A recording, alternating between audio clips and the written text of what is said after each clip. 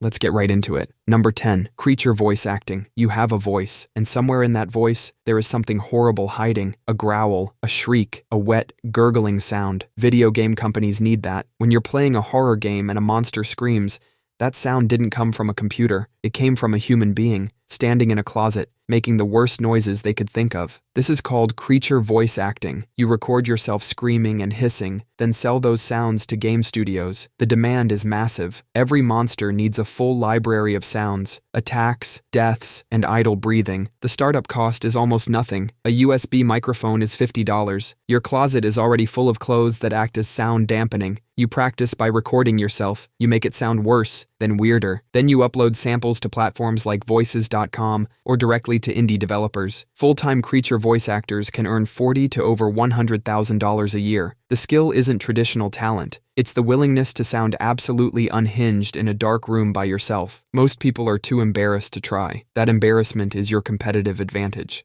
Number 9. Vintage photo restoration. There's a skill that lets you charge $50 to $200 per photo, and the photos you're fixing are of dead people. Specifically, cracked portraits of someone's great-great-grandmother. Old family photos fade and get scratched up. Families will pay real money to get them looking brand new, because that's grandma, and she deserves better than looking like she survived a house fire. The software you need is called GIMP. It's completely free and does what Photoshop does for $0. Watch a few YouTube tutorials on the clone stamp and healing brush tools, and within a week you can remove scratches. You're basically a digital janitor for dead people's faces. You set up an Etsy shop listing vintage photo restoration. People upload their faded family portraits. You fix them, send back a clean version, and get paid. A simple scratch removal is $30. A severely damaged photo where half the face is missing can go for $150 to $200. People pay it without blinking because you can't put a price on grandma. Well, you can. It's about $150. This market never runs out of customers. Every family has a box of damaged photos in an attic, getting worse every year. You are racing against time and winning. Number 8. Lockpicking and penetration testing. Lockpicking is a legal skill in most places, and it pays surprisingly well. Every lock has a weakness. Most standard locks can be opened in under 30 seconds by someone who knows what they're doing. That's not meant to terrify you. It's just the reality that security companies pay good money to know about. Inside a lock are tiny pins of different heights. Your key pushes each pin to the right height.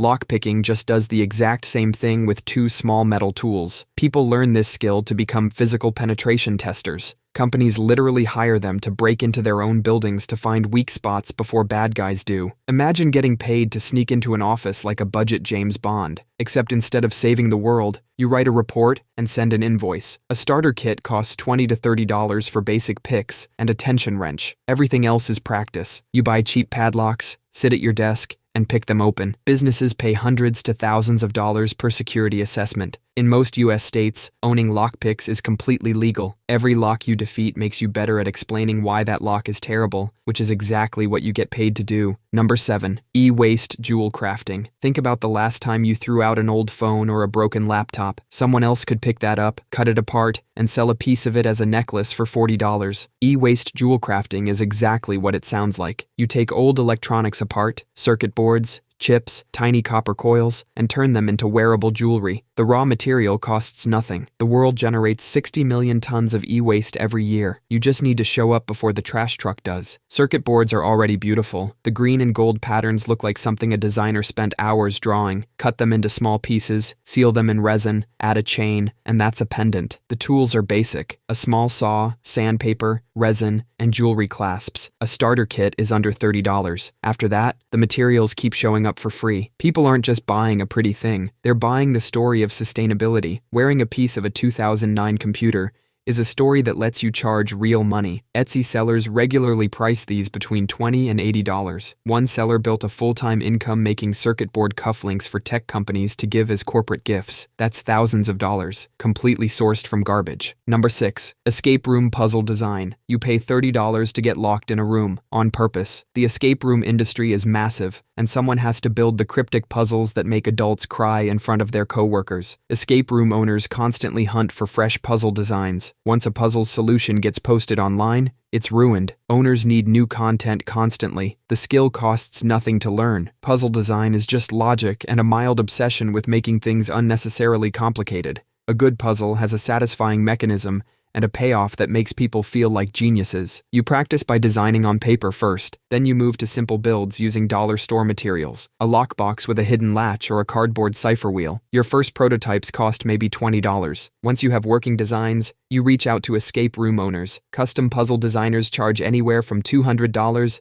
to $2,000 per puzzle. Reliability is your biggest selling point. Anyone can have a clever idea, but you have to build props that survive 50 panicking strangers every weekend. Build a reputation, and owners will hire you to design entire rooms from scratch. That's a $10,000 to $50,000 project, all starting from a notebook and a padlock. Number 5. Vulture Culture Art. You find bones from animals that died naturally, a deer skull in the woods, a bird that didn't make it through winter. You clean them up, assemble them into art, and sell them. People make serious money doing this. Etsy shops pull in thousands a month selling cleaned skulls and bone jewelry. A single deer skull can sell for $50 to $300. A mounted small animal skeleton can go for $500. The skill isn't finding bones, it's the cleaning process. The easiest method is maceration. You soak the bones in water and let bacteria do the work. It's disgusting, but it works perfectly. Serious artists use dermestid beetles that eat soft tissue and leave the bone intact. Once clean, the art kicks in. A simple fox skull on a wooden mount sells immediately. Others wire together mixed species bones into fantasy creature sculptures that sell for over $1,000. The market is huge. Taxidermy collectors, Gothic home decor enthusiasts, and medical students buy this constantly. Getting started requires gloves, a bucket, and a willingness to walk where things die. People document their cleaning process on TikTok, and followers turn into customers fast because watching a muddy skull transform into a museum piece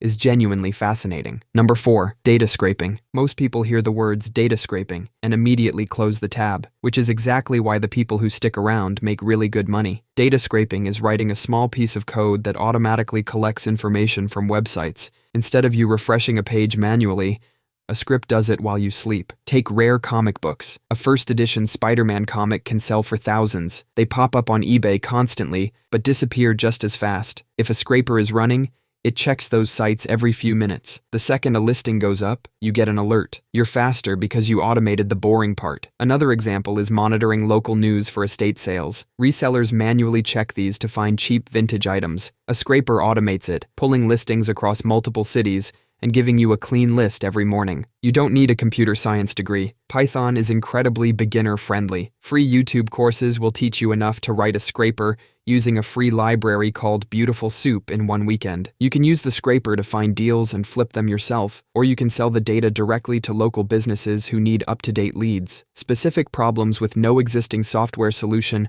are where the real money hides. Number 3. Scrap blacksmithing. You can walk into a junkyard, pick up a rusty piece of metal, and turn it into something people will pay hundreds of dollars for. It's called scrap blacksmithing. Old car springs, railroad spikes, and lawnmower blades get thrown away every day. Junkyards often let you take them for free. You take that scrap metal home, heat it up until it glows orange, and hit it with a hammer. You are turning a rusty chunk of garbage into a blade. Humans have a deep, ancient love for sharp things. A hand-forged knife made from a 1967 Chevy truck spring? People go absolutely crazy for that. They'll pay $300 to $500 for a single blade, not because they need it, but because it tells a story. The startup cost is shockingly low. A basic hammer, tongs, a bucket of water, and a fire source. People have started with nothing but an anvil shaped from a concrete block and a propane torch. YouTube teaches you the basics for free. When you sell a knife, you tell people what the metal used to be. This blade was forged from a 1950s plow blade found on an abandoned farm. That sentence alone adds $100 to the price. People aren't buying steel, they're buying history. They're buying the fact that something forgotten became something sharp and beautiful. Number 2. Forensic genealogy. You know those cold cases from the 1970s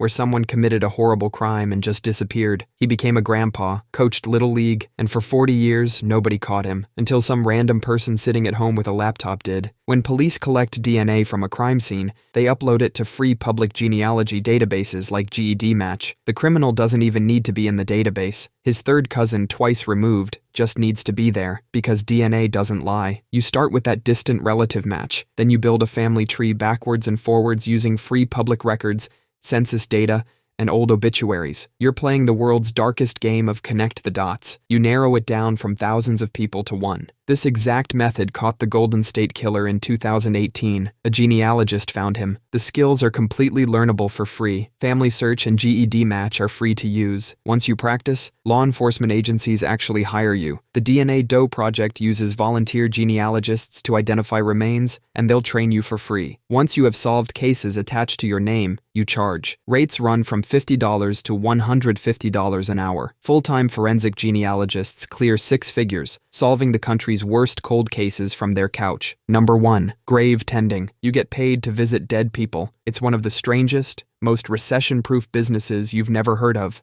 Millions of people are buried far from where their families now live. A grandmother is in Ohio, but the family moved to California decades ago. They can't fly back every month to clean the headstone, pull weeds, and leave fresh flowers, so they pay someone local to do it. Getting started costs next to nothing. A bucket, soft brushes, and gloves. You show up, clean the headstone gently with water, tidy up the landscaping, and place flowers. Then you take photos and send them to the family. That photo is the entire product. The family isn't buying cleaning services. They're buying proof that their loved one hasn't been forgotten. Most grave tenders charge $30 to $150 per visit. Some charge monthly retainer fees, where families pay $75 a month just to know someone is checking in regularly. Sign up 10 families, and that's $750 recurring every single month. Cemeteries are not going out of business. There is no AI that can pull weeds and send a photo that makes a grieving daughter cry with relief. This is deeply human work. To start, post in local Facebook groups offering professional gravesite care for out-of-town families. If funeral homes refer clients to you, you have a pipeline that never runs dry. That's all for today. I'll be making similar videos in the future. Subscribe to see them.